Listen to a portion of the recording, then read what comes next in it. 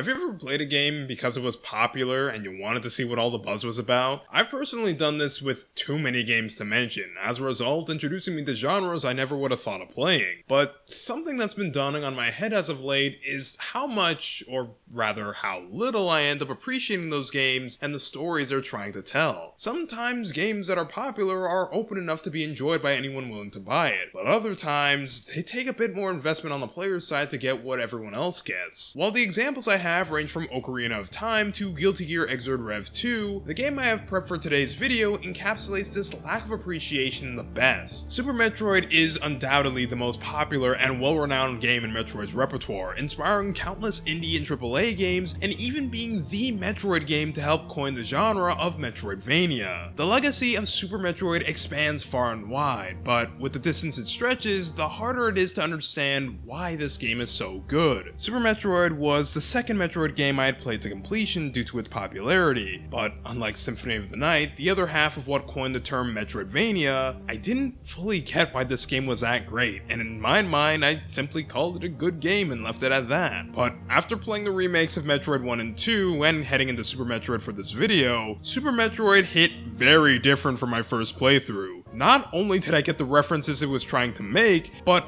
I got what made this game in particular the most interesting and well-beloved of the Metroid games, and in turn, it makes me even more curious about the remakes and just how far I can push them, but that's for another day. For today, I'm going to gush about Super Metroid and talk about what I liked, along with the one thing that gave me a problem. So strap right in, cause we're diving right into Super Metroid. Upon starting up the game, we're given the most ominous intro screens in a Metroid game, having scientists thrown all over a research facility with a baby Metroid floating in a capsule. All this being paired with one of the most harrowing musical pieces used for Metroid's intro screen, with the baby Metroid's cry occasionally interrupting it. Upon my first playthrough, I didn't think anything too much of the screen, but now after playing two Metroid games with strong, intrepid sounding music used for their intros, this just screams off to me, even more so with how the other two screens were perspective shots of planet Samus was visiting, but this is just a research facility that's under siege. So with this not being Samus's perspective,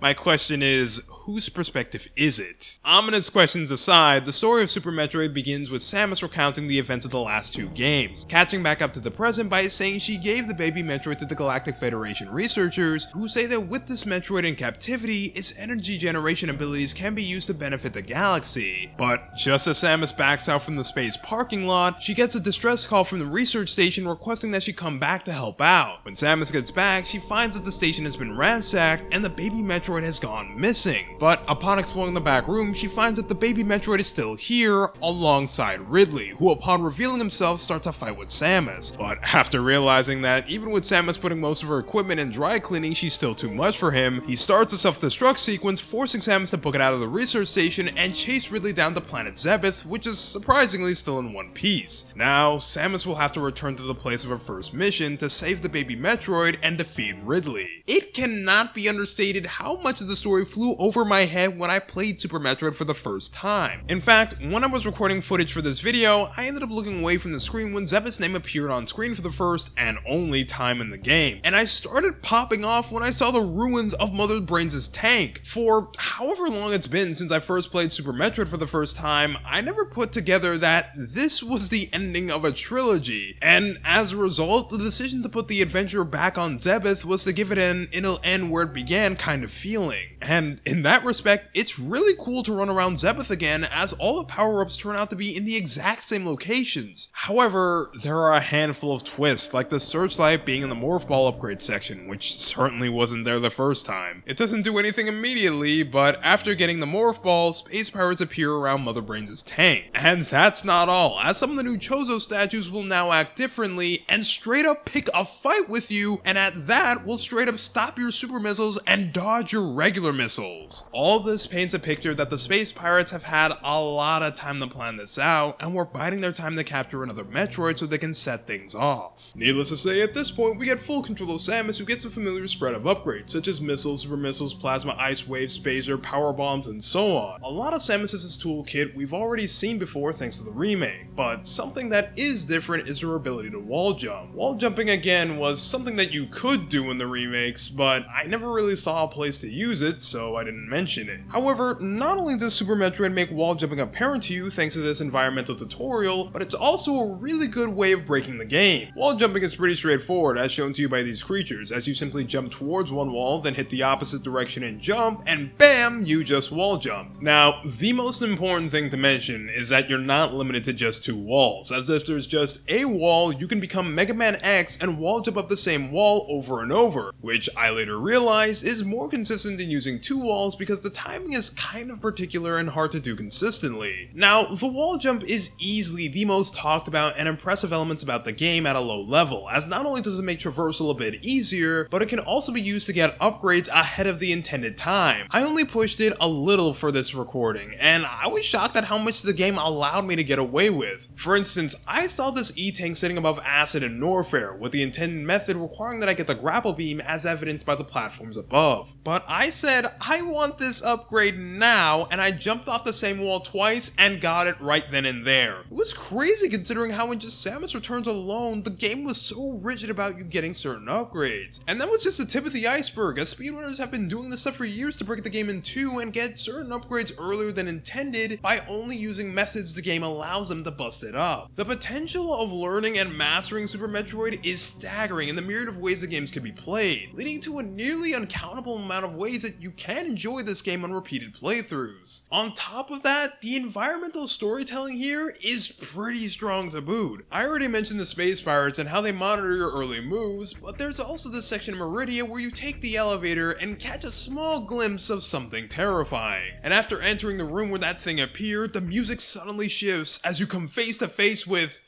what the heck is this? Okay, so this is a Metroid, a failed clone of a Metroid which is still weak to cold, and at that, weak to Samus's regular beam, only going down in 2 shots. It's not much of a threat, but the idea alone is pretty frightening that the Space Pirates' original goal is starting to bear fruit, and makes you wonder how much longer can it take before we get another colony of Metroids. I also wanted to mention the boss of Meridia because I thought it was cool that it had these electrical currents that you could latch onto and zap the boss with a grapple beam, which was kind of taught to you in a previous room that you can use the grapple beam to latch on to certain walls and travel them, so having it be an optional method to beat the boss is really neat. Bosses as a whole in this game are a bit of a mixed bag. While in general being above bosses in Zero Mission, as some of them have really cool gimmicks to fight, others are Ridley and are pretty easy in comparison. Regardless of such, they all help Zebus feel like a real existing place somewhere out there in the galaxy, as every boss has their own thing to contribute to the story, such as environmental effects like being unable to use the save room because the boss is using the electricity to power himself up, or have small details where a boss's children visit them as they fall, which is super cool that something so small was put in to give every boss something memorable about them. You know,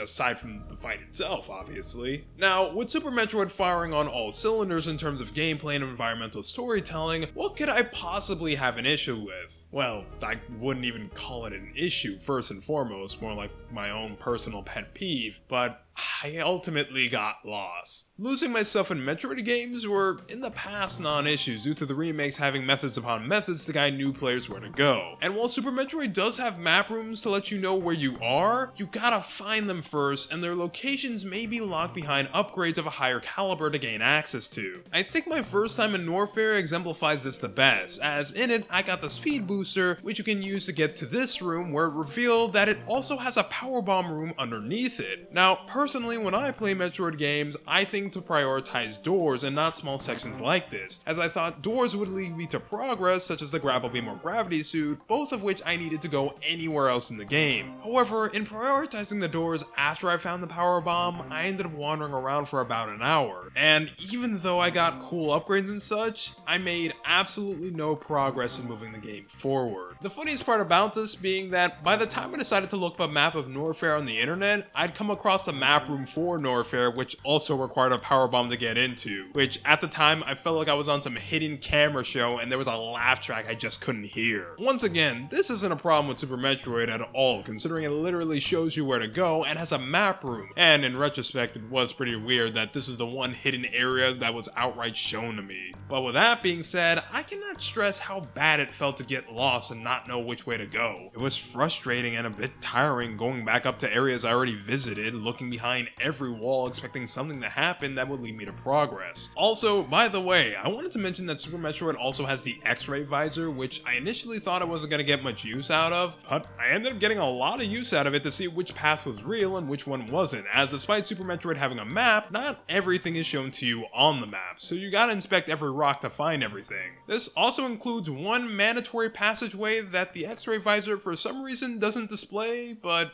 I digress. Eventually, I would, and once I did, I was able to make my way to Ridley and toss him under the rug too. But the second I head into the next room, it's revealed that the baby Metroid has been removed from its capsule. With no other place to look, Samus heads back to Mother Brain's tank to find a secret passageway leading to an underground facility that looks exactly like Mother Brain's first base, even sporting the exact same kind of projectiles. But since there are no Metroids here, there's nothing to work.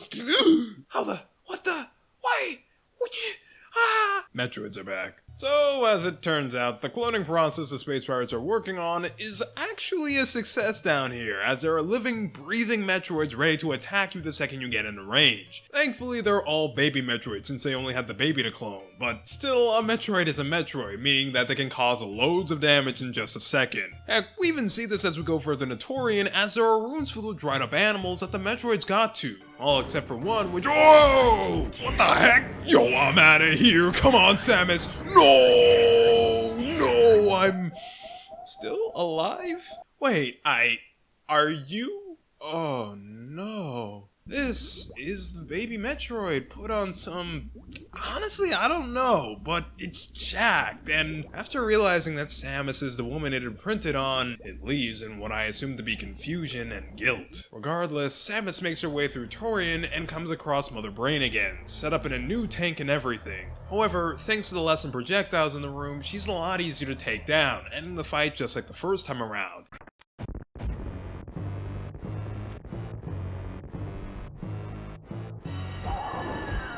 Are you kidding me? Okay, so Mother Brain now has a T-Rex body and starts round 2, but despite the new body, Mother Brain is really easy, going down in—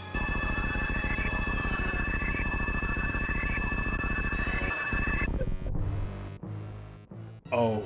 Now with her back to the wall, Samus is left incapable of moving as Mother Brain charges up her next attack. But just as she lets it rip, the baby Metroid comes in to save the day, stealing Mother Brain's energy and sharing it with Samus. But amongst the healing, Mother Brain gets back up and starts attacking the baby Metroid, who won't stop healing Samus despite the assault. However, once it's done, the baby Metroid charges Mother Brain and goes down in the next hit. In its ashes, giving Samus the Hyper Beam, a weapon so strong Dino Brain physically can't respond to the attacks, leaving her completely defenseless as Samus pelts on her.